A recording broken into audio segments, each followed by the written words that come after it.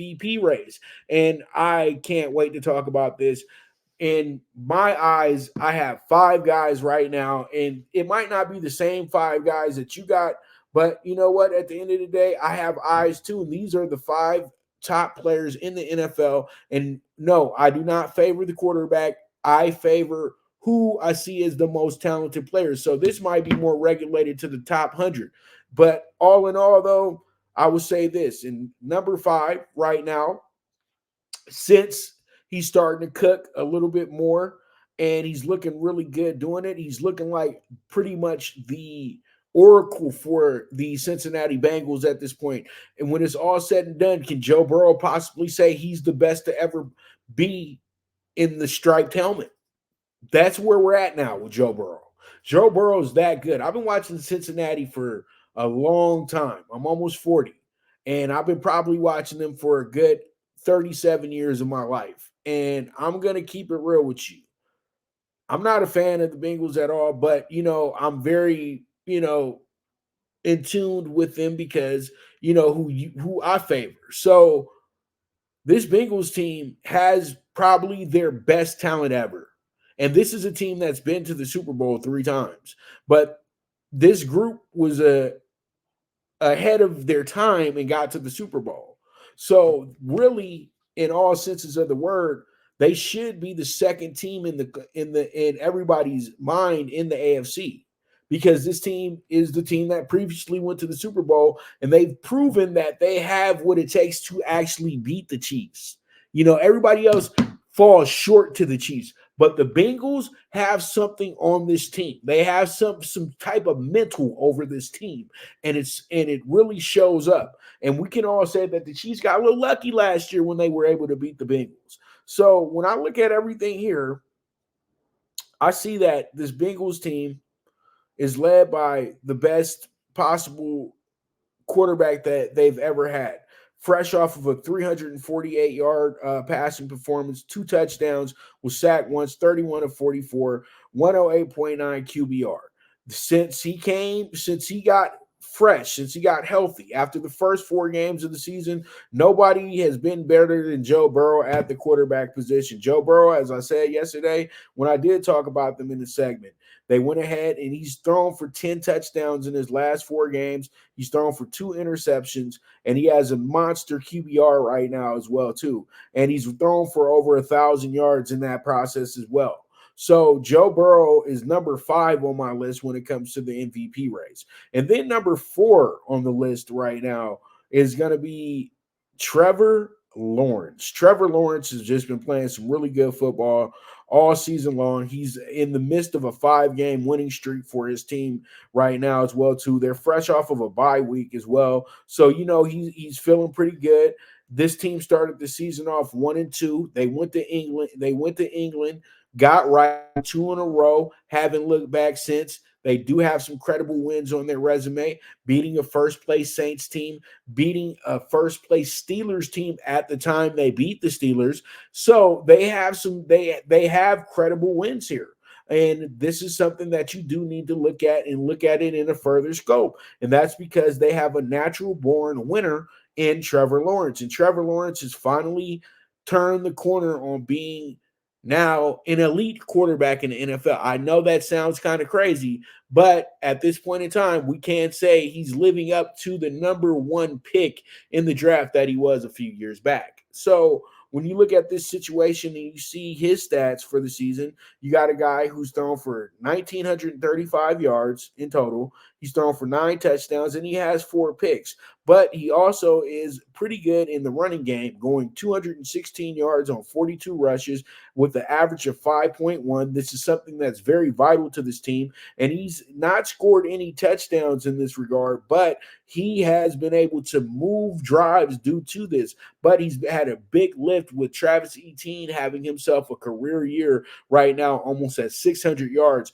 at this point in the season. And he scored 7 touchdowns as well, too. So Trevor doesn't need to do too much scoring of the touchdown. But in a leadership situation, in the way that things are shaping up for Trevor Lawrence, I know a lot of people probably don't have him in the top 5, but I do, because he's winning the games that you have to win, and he looks good when he's doing it. So That's number 4 on my list. Number 3 on my list, none other than Patrick Mahomes. Patrick Mahomes is the defending MVP, as is. Patrick is having, I would say Patrick is number 3 because Patrick is having somewhat of a down year, in my opinion. I think that he's not playing up to the same, capabilities that he's had over the years. I think that, the ankle is still bothering him somewhat, but when he runs, you really can't tell. But when you look at the numbers, 17 touchdowns to 8 interceptions this year, a little high on the interceptions this year. We're not used to Mahomes throwing this many picks, and he's still able to run that ball 6.1 on the rushing, and he's gotten himself no touchdowns this year rushing, but he's been able to move the chains and he's been able to keep drives going forward. And you know what? The one thing that puts Patrick number 3 on this list, Patrick has been able to find so many receivers. I think that he's thrown the ball to over 20 receivers this year, and they've all been able to do something for him. Everybody, he's spreading the wealth, as I like to say. And that's one thing that's making him look really good this year, by spreading the wealth. So at the end of the day, it is what it is. He is number 3 on my list. And number 2 would be Mr. Tua. Tua has played exceptionally well. He might get a little biased because I was a left-handed quarterback as well too, and it's just beautiful to watch a left-handed quarterback when he is on his A game, and that's exactly what Tua is week in and week out. Yes, he struggled a bit against the Chiefs last week, but at the same time too, he's still one of the biggest threats in the NFL at the position. They're number 1 in scoring, 31.7 a game. They're number 1 in yards per game at 445. He leads the NFL in pass yards per game at 297 and has the most 300-yard passing games this year. They're number 2 in the rushing game this year as well, too, because they have a great passing game.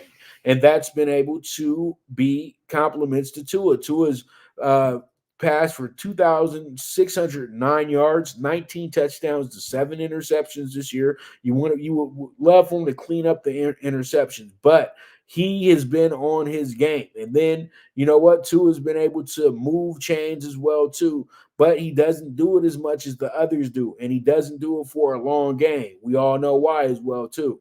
So, one thing he does need to clean up, though, is fumbling the ball. That's one thing that has been a problem for him this year. That's why I have him at number 8. I mean, that's why I'm at number 2. But all in all, though, for the doubters, for the haters, he has to be on your list as that dude right now. Seriously, because he's just that good.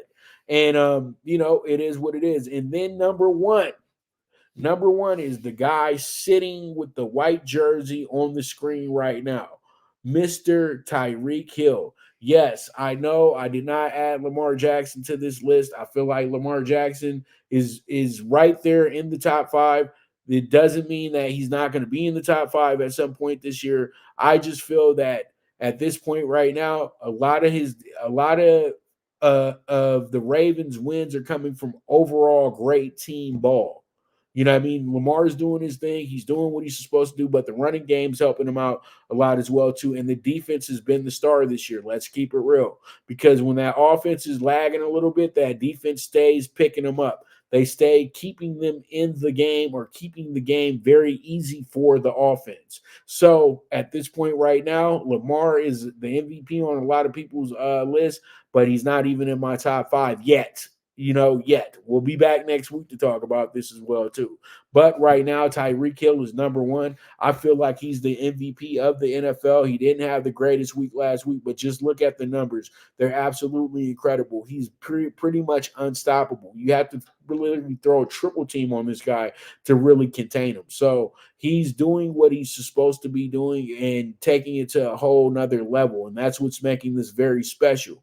And you got a guy, 69 receptions, 1,076 yards. This guy may be a 2,000-yard receiver this year and possibly catch 120 balls as well, too, because he's far from finished this year. Barring injury, this guy will break a lot of wide receiver records this year. And if he winds up breaking Jerry Rice's record this year, I think that they really need to highly consider him as the MVP of the NFL. Because when you say MVP in the NFL, You want to say the guy that makes the biggest impact on his team for them to win games, the guy that really makes everybody else that much better on their team. And it's going to be Tyreek Hill. It's that simple. He's that great of a weapon.